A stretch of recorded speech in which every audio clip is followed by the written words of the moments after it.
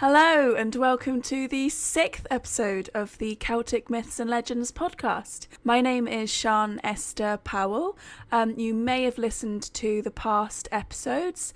If so, hi, welcome back. If you haven't listened to any of the episodes before and this is your first introduction to the podcast, hello. I'm currently studying for a master's in Celtic studies. So whilst I'm by no means an expert in anything I'm talking about, it is an area of study that is of interest to me, and I'm just interested in folklore and mythology in general. I love folklore and mythology and fairy tales of all countries and all cultures, but this is the one I feel like I have the most sources at my disposal, and it's the most personal to me, I suppose, because I'm half Welsh, half Cornish, if you want to get into it. So I'm always a little bit biased towards Cornwall and Wales. No, I'm joking, I'm really joking. I love all of the folklore and mythology that I talk about. So those of you who have listened to the podcast before will know that I focus on one of the 6 Celtic nations per episode. So my first episode was on Cornish folklore. It was on the Cornish pixie. Second was Wales. Third was Ireland. Fourth was Scotland. Fifth was Brittany, and the 6th is Isle of Man. So today's episode is going to be on Manx folklore, and this has been super interesting and fun to me because I really wasn't at all aware of much folklore and mythology of the Isle of Man. I really didn't know much about the Isle of Man at all before I started the research on this.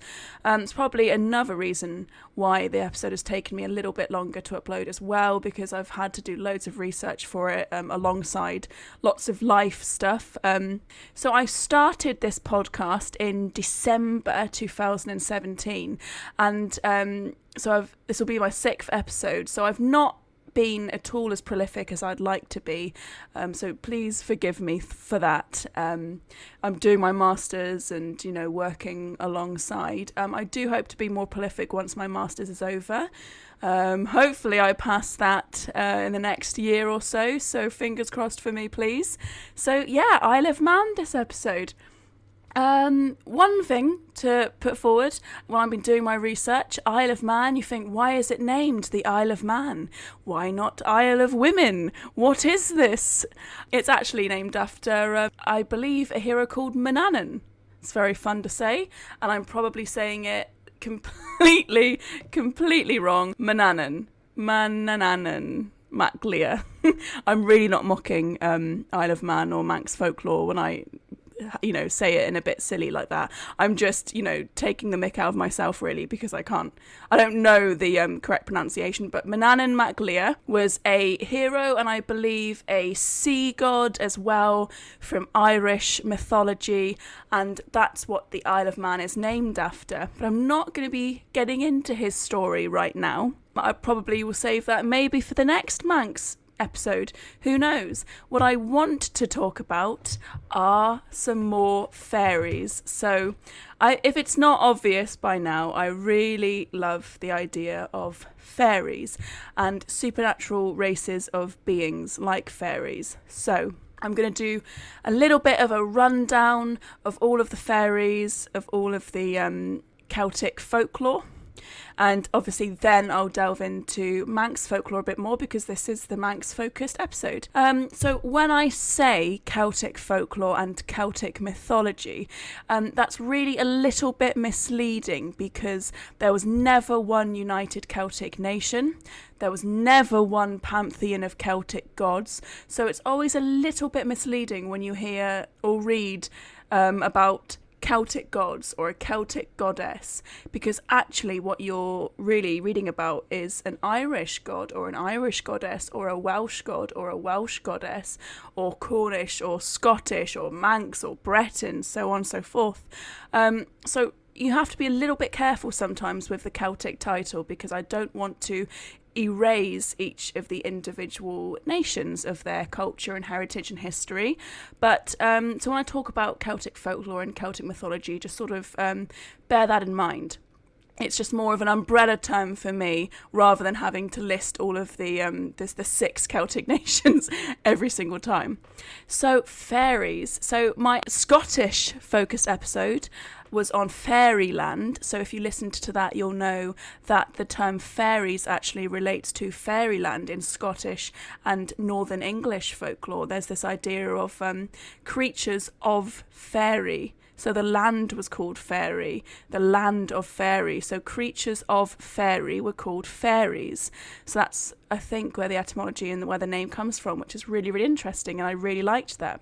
So you have fairies in Scottish folklore.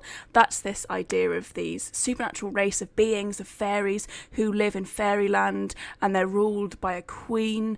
In Irish mythology, you have the Tuatha Danann, and you also have the Aoife.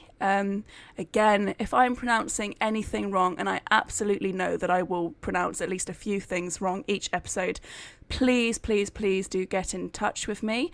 You can do that by emailing me. So that's celticmythspodcast@outlook.com. I have given the wrong email before in previous episodes. I think I've said .co.uk. It's not, it's .com.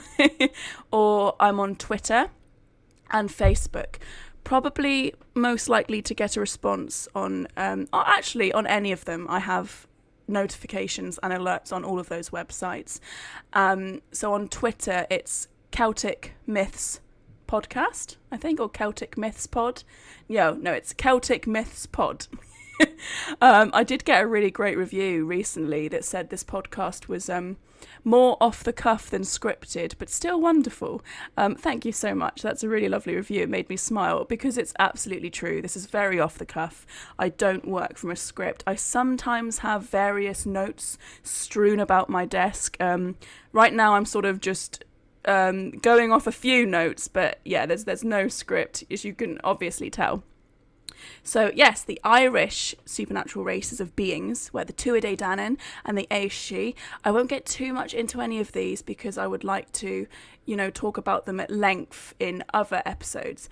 Welsh, you have Annwn and the other world, which is where the Tuatha Danann live as well, the other world. But in Welsh mythology, it's either called the other world or Annwn, and that's where the Tylwyth Teg live. So Tylwyth Teg are the fairies or, elf type creatures there. In Cornish folklore, you've got this idea of pixies. In Breton folklore, you've got corrigans and lots of other sort of creatures. And in Manx folklore, wait for it, the Mooinjer Veggey, I think. Mooinjer Veggey. Okay, I'm sorry. It's a really fun to say. I really liked it. And yes, I was so excited when I read about the Mooinjer Veggey because, yes, I love fairies. I love this idea of other worlds and other realms of creatures that can interact with our realm. And it's so similar that these folklores, these folkloric tales and folkloric creatures are so similar for all of these Celtic nations, which is really, really great.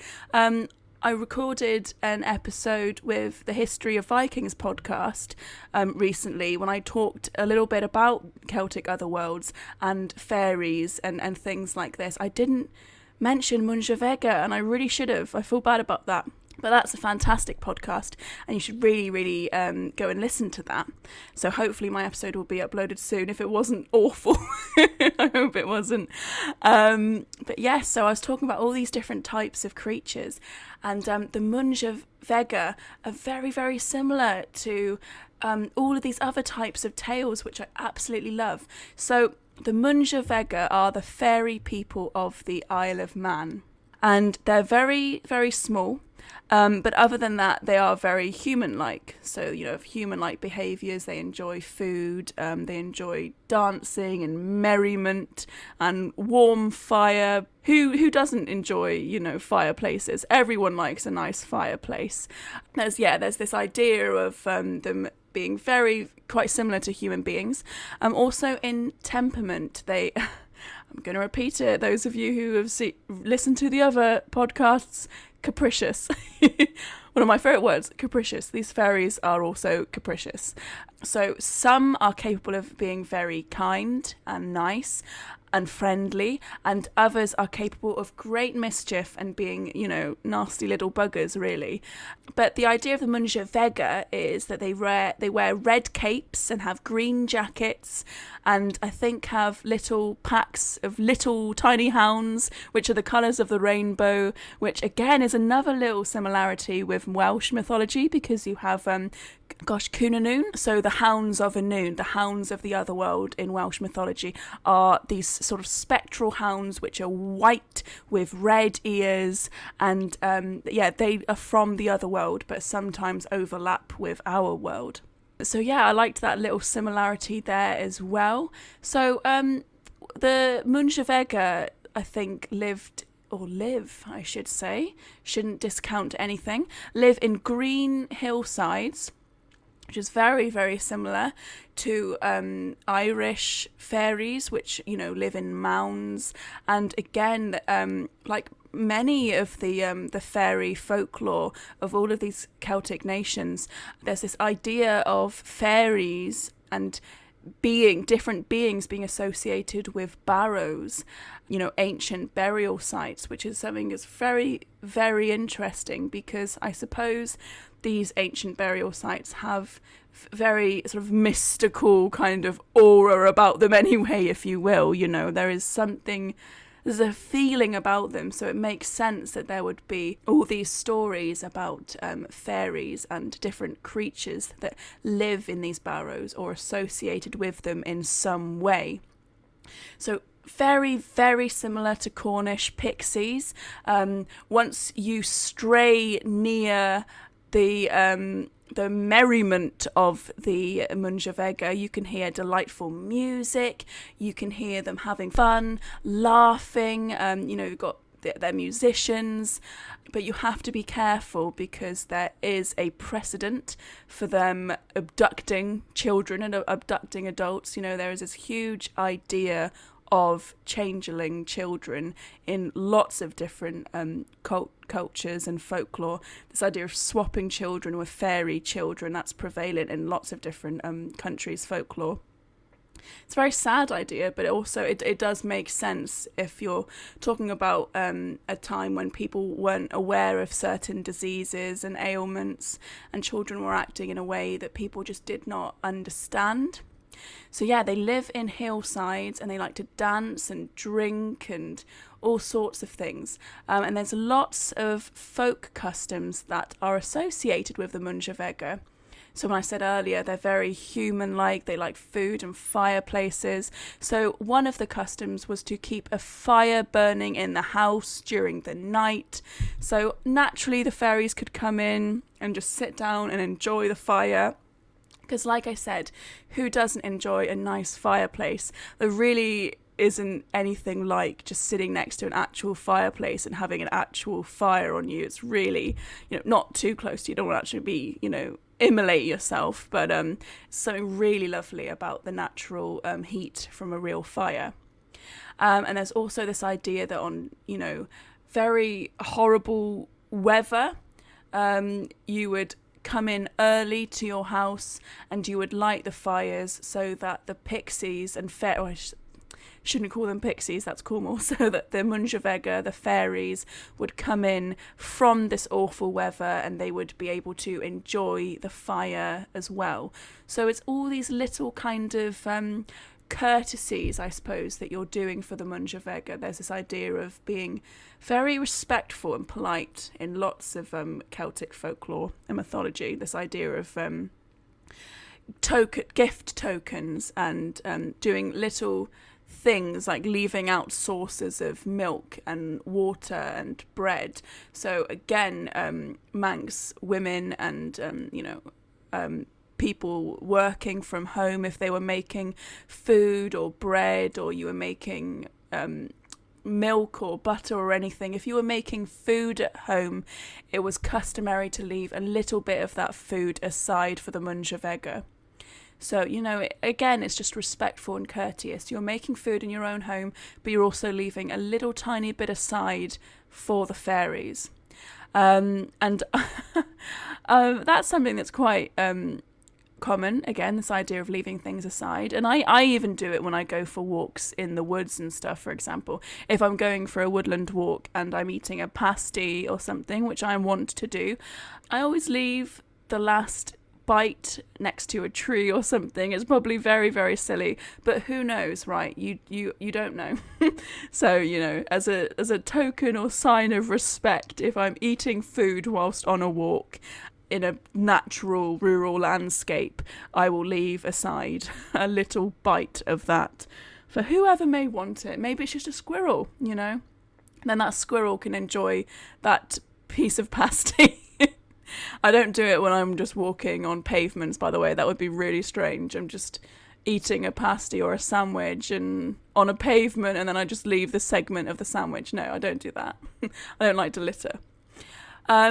But yes, so there's this idea of the Mooinjer Veggey, living in their own worlds, but it does overlap with our own world. So they do visit human beings, and some of them are said to cure diseases and to help people from misfortune, and others, are very malevolent and bring misfortune. So that's what I like about fairies, really, is that they are very much sort of like a mirror image to human beings. You get some awful human beings, you get some wonderful, brave, helpful human beings. So it's very much the same with these other races of supernatural beings. They can help you or they can hinder you in equal measure. And I like that. But also this idea of being polite and being friendly.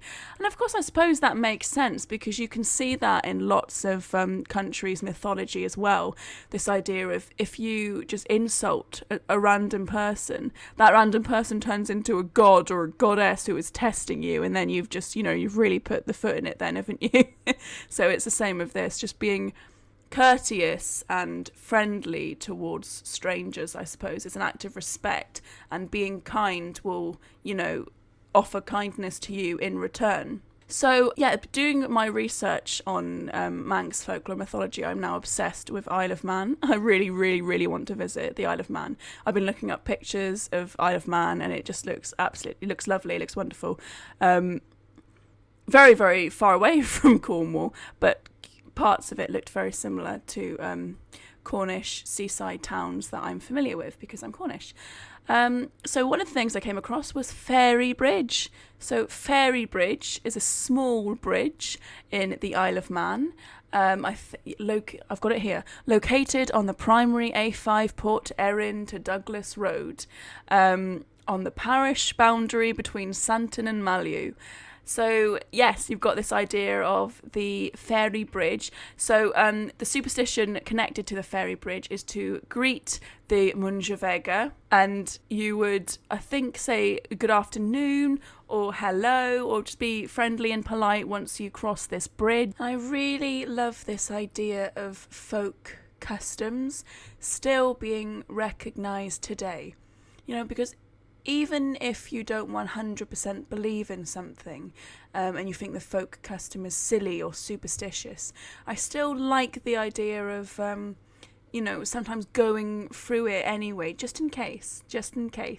So I think there is this general idea that mostly the idea of greeting fairies or saying good afternoon or hello fairies or good morning Mooinjer Veggey as you cross the bridge, it seems a little bit silly and not taken seriously, but at the same time, from what I've read, it is taken seriously by some people, most notably motorcycle racers and the people that are visiting for the Manx Grand Prix races. So there's this idea of going to the bridge beforehand and just going to the bridge and saying good morning Mooinjer Veggey, good morning little people, good morning fairies, or hello fairies, just greeting and announcing yourself in that way, as there's this idea that you won't get into a crash or anything if you you do that, there's been crashes that have been attributed